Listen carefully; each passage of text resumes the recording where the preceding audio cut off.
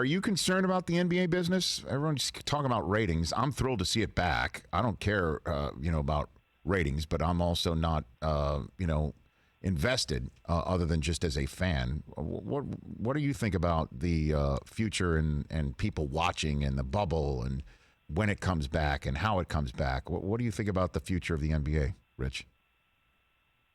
Oh my God, the future of the NBA is as bright as ever. The stars in the NBA are not NBA stars. These are our country's biggest stars. I mean, LeBron is as big a figure in the entire world. The superstars in the NBA are global recognized names. And our commissioner, the commissioner of the league, is as good a leader as we have in any business in our country. So, I'm with you. I don't care about the ratings. It's the middle of August, and we all just are overcoming like a pandemic that we're still living in, and our country divided between right and wrong, and so much in flux that if ratings are down, like, so be it. But the brand of the NBA has never been more powerful. I think that, and I see it in companies that we look at. I see it in ancillary business around the NBA and sport.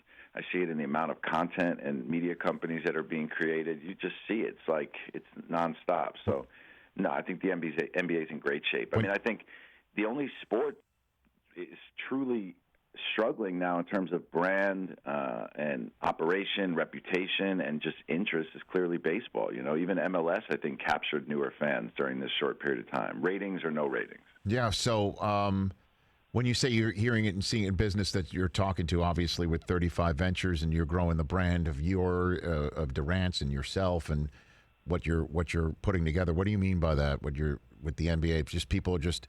Obviously, you've got a remarkable client and you've got a remarkable platform that you're building. So, do you think it's the league in general, or is it just what you're seeing for what you're building with KD here, Rich? Well, no. I mean, I think obviously, we've been building a business for a while. Yes. And when I'm fortunate enough to be able to work with somebody of Kevin's caliber, he's such a force behind everything we do. And those are rare exceptions, those top players.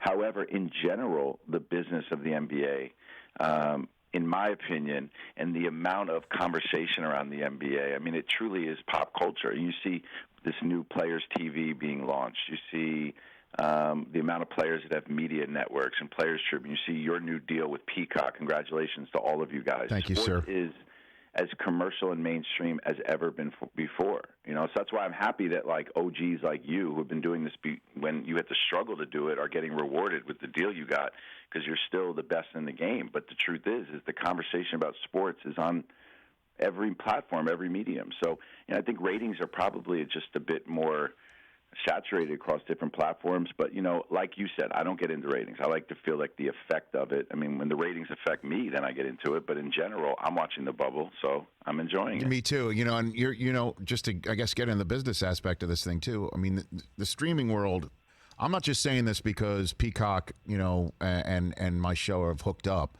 This is the way it's going. I mean, this is the way of the world. We're already seeing there's an NFL playoff game that's going to be on Peacock. We're seeing Premier League games are going to be put on Peacock, and that's just, I'm just talking about Peacock alone. I wouldn't be surprised if NBA games start getting streamed with considerable nature, and I'm sure you must be out there talking about putting TV shows together for KD, yourself, and the rest of your ventures on streamers left, right, up, and down right now.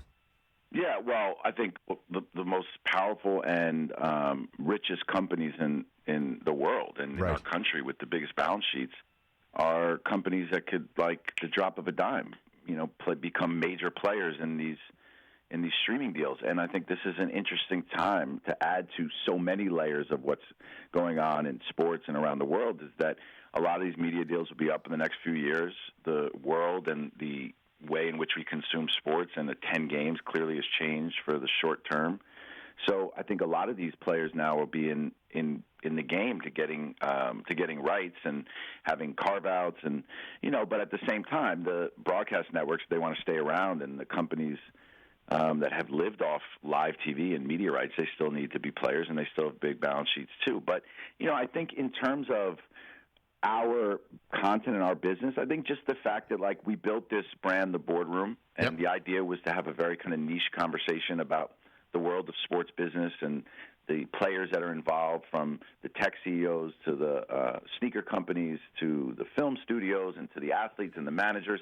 And because people can never get enough conversation about sports and what these athletes are doing off the court and off the field and what they're doing philanthropically, we were able to really turn this into a true platform and true brand. And that just goes to show you that we started with a niche subject, and now we have, a podcast network around it, and video distribution, broadcast distribution, newsletter, and again, we are doing this and building this in a very methodical way and making it a part of our overall business. But you just see that people are truly consuming this conversation, and I think some of our most astute business minds and leaders in general now are from the sports world. I interviewed Doc Rivers on the second podcast I did for my podcast, and I'm learning this as we go, and he's impossible not to have a great conversation with. But you realize when you're speaking to him that these voices are like some of the more calming leaders of our entire country at times. Well, I mean, for sure, Doc. Crazy. It's true, though. I mean, look, let's be honest, Rich. I mean, this country, when we shut down, the reason why I think a lot of people began to understand the seriousness of shutting down, even though it would affect our economy, and it still has, right, is when Rudy Gobert tested positive for coronavirus, and the Ivy League says we're not going to play our conference tournament, and March Madness got canceled. I mean, sports literally led the way when sports shut down. That's the way it worked. I remember my wife, she was like, "This is insane, Rudy Gobert." I'm like, "Do you know who Rudy Gobert is?" She's like, No idea. But it's just like for 24 hours, Rudy Gobert was like symbol of the world shutting down. I know, and you know who scored the first bucket in the bubble, Rich, right? Do you know who it was? Rudy Gobert? You're damn straight it was. The Jazz played it was, yes, he scored Utah Jazz played in the first game in the bubble, and he scored the first points. Wow. So he shut down the NBA in a way, and then he started it back up again. I mean, you can't make that stuff up. That actually happened, for sure. This 7-foot center was both the first person to score in the new form bubble and to contract COVID in the pandemic of 2020. That is correct, Rich. Rudy Gobert, Alex. On the next Boardroom Out of Office podcast with Rich Kleiman. Hey, you watched all the way to the end. Thanks for that. Watch more right here